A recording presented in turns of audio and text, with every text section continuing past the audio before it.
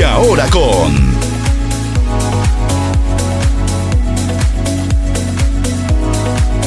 el reencuentro de dos continentes, unificando conceptos.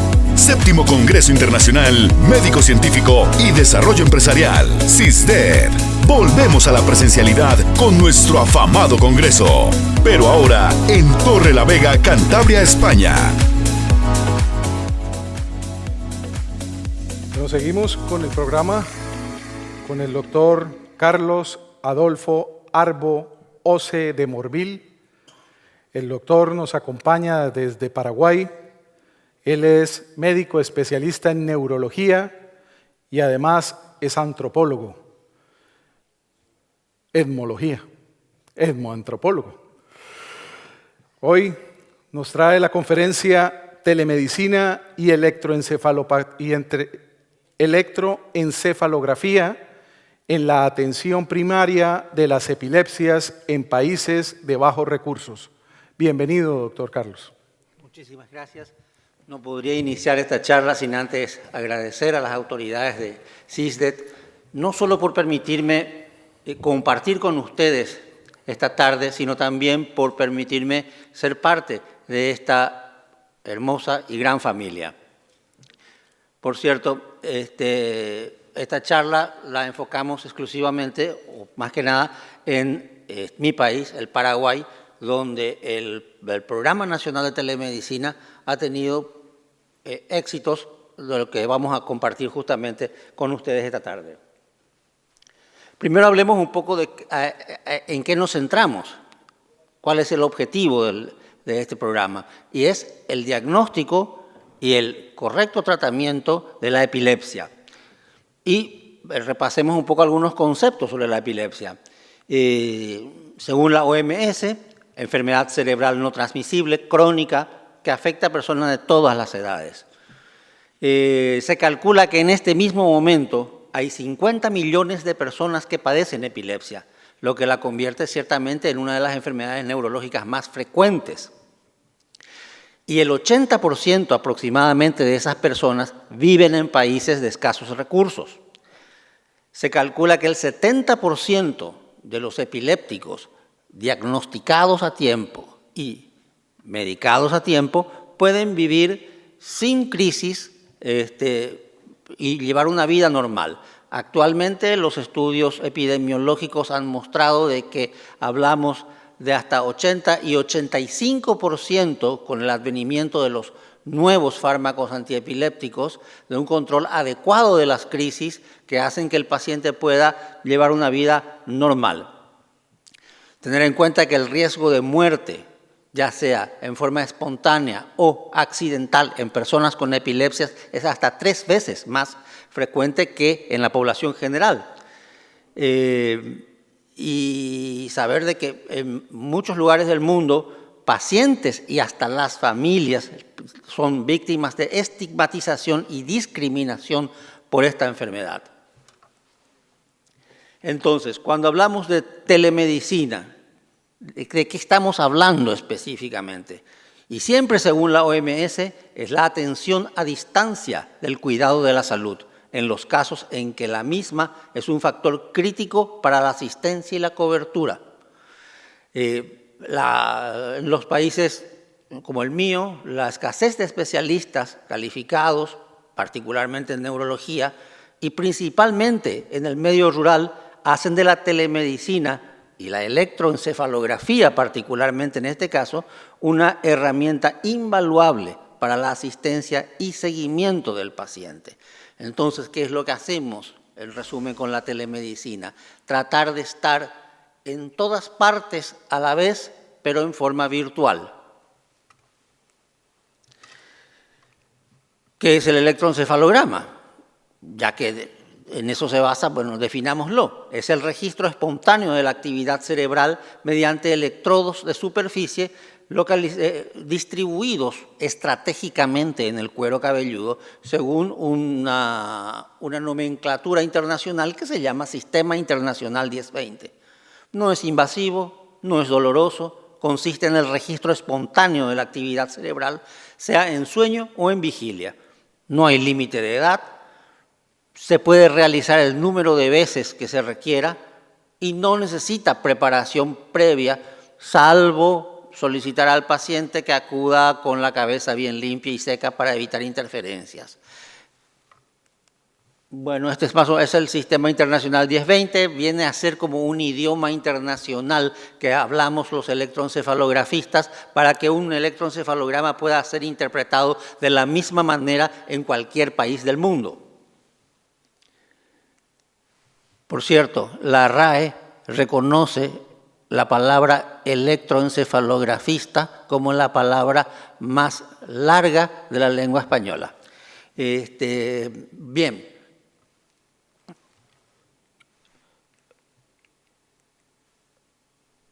Acá tengo un pequeño problema, pero bueno. Entre las ventajas es el hecho de que, como ya habíamos mencionado, se puede realizar a cualquier edad, se puede realizar sin ningún tipo de interferencia, no es invasivo, no es doloroso, basta con que el paciente colabore, pero si no, bueno, se lo puede volver a repetir. Ahora, en cuanto a sus desventajas, necesitamos un personal técnico operativo especializado. El equipo, los insumos son costosos. La instalación es delicada y cuidadosa. Se requieren mantenimientos frecuentes para que la fidelidad del trazado pueda ser siempre la misma. La interpretación del trazado debe ser realizado por especialistas entrenados en el área. Y hablando específicamente de la telemedicina, es muy dependiente de la tecnología, o sea, del Internet. Cuando hablamos de los equipos, esto es un equipo de electroencefalografía moderno, son los con los que trabajamos actualmente nosotros en telemedicina.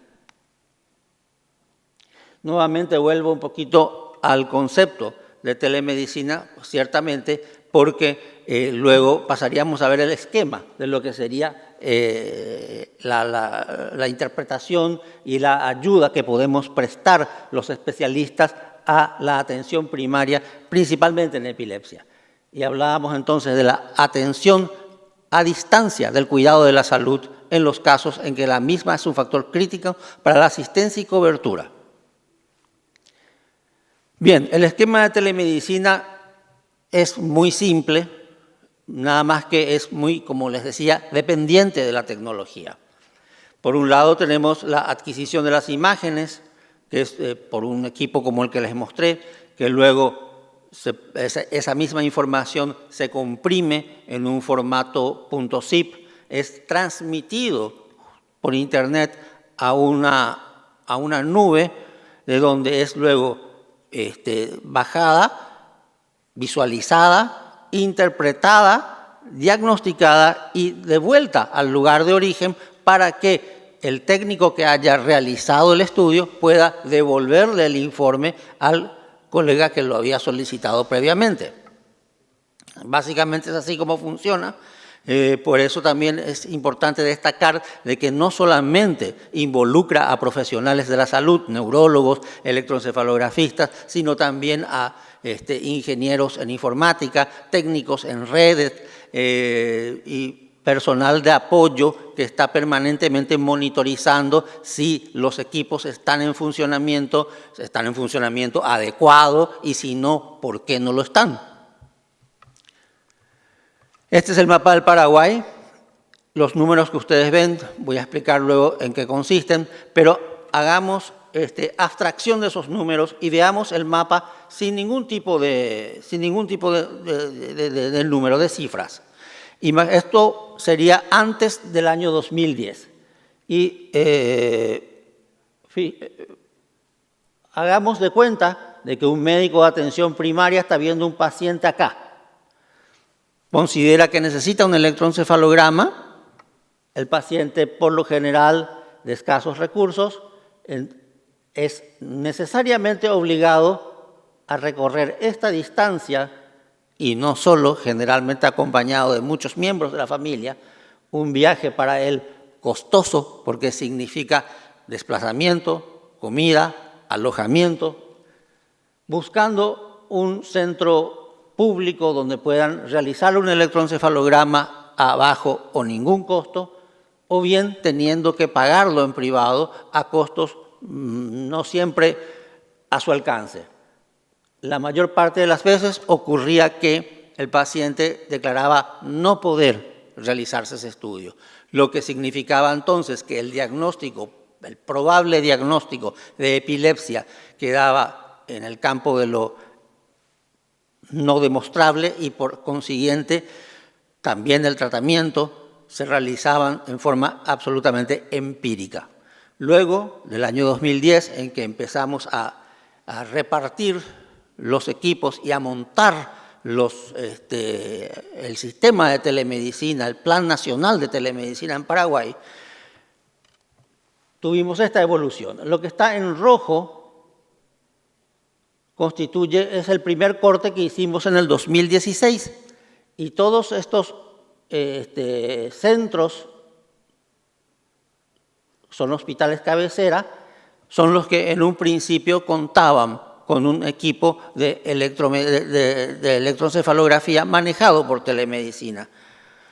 En un siguiente corte que hicimos en el 2020, vemos que el número de equipos que se ha incluido dentro del Programa Nacional de Telemedicina se duplicó. Tuvimos una gran demanda por parte de otros centros asistenciales regionales solicitando también un equipo justamente para solucionar el problema de desplazamiento, de altos costos para el paciente, de escasos recursos, de abandono laboral, escolar, etcétera, por una enfermedad mal diagnosticada y por ende también maltratada. Siempre en números, lo que está en rojo es lo que corresponde al corte del 2016. Podemos ver, por ejemplo, el Hospital del Trauma, es un hospital de referencia en Asunción, en la capital. En el 2016, hasta el 2016 habían tenido 432 estudios. Del 2016 al 2020 ese número subió a 2.137. Lo que significa que la necesidad que había en el país de contar con un electroencefalógrafo disponible y fiable era grande. Vinimos a llenar un hueco que consideramos muy importante para la salud pública de nuestro país. Bueno, los resultados que hemos ido obteniendo, no muy relevante, pero podemos ver de que, básicamente para apuntar a que estos resultados también se ajustan a lo que la literatura nos dice. La mayor parte de los estudios son normales. Entonces, bueno, ¿para qué? Si la mayor parte de los estudios son normales, ¿para qué hacerlos? No. En la literatura está bien descrito de que en un adulto no más del 35% del primer electroencefalograma que se haga va a ser normal y en un niño no llegaría a más del 40%. A veces es necesario hacerlo 2 y 3 veces para poder obtener un diagnóstico. Es por eso que también no se puede pedirle al paciente que se desplace con cierta periodicidad desde el medio rural hasta la capital para realizarse ese estudio. El equipo debe estar disponible en el lugar donde vive o por lo menos en la proximidad para poder realizarse el número de veces que sea necesario. En conclusión, la telemedicina nos da un acceso a profesionales especializados, asistencia en tiempo reducido, se aumenta la precisión diagnóstica, por supuesto, teleconsulta. La teleconsulta, ¿por qué está en rojo? Porque está todavía pendiente. La pandemia puso entre paréntesis ese ítem, estamos tratando de relanzarlo, pero es una tarea pendiente de que podamos también comunicarnos en forma telemática con los colegas que necesiten algún tipo de orientación clínica y dársela para poder mejorar todavía más las opciones terapéuticas.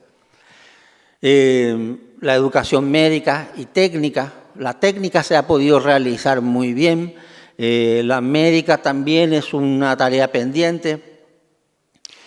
Por supuesto, la reducción significativa del desplazamiento de los pacientes y el costo del procedimiento, que es igual a cero. El paciente no le cuesta absolutamente nada realizarse el número de electroencefalogramas necesarios con tal de tener una buena asistencia en el diagnóstico y en el tratamiento. Nuestra bibliografía y los agradecimientos a todo el equipo del Programa Nacional Telemedicina. Pueden ver que se trata de un equipo. La doctora Marta Cabrera, mi esposa, que acá nos acompaña también. La doctora Silvia Vente, que en su momento ha hecho mucho por la formación de los técnicos a través de la Liga Paraguaya de Lucha contra la Epilepsia, cuando ella la estuvo presidiendo, y el señor Santiago Servín, que es nuestro técnico especialista en redes informáticas. Yo lo veo un poco así como el fogonero de la locomotora. Bueno, es lo que quería compartir con ustedes. Muchas gracias. Un fuerte aplauso para el doctor Carlos, por favor. Séptimo Congreso Internacional Médico Científico y de Desarrollo Empresarial. CISDED.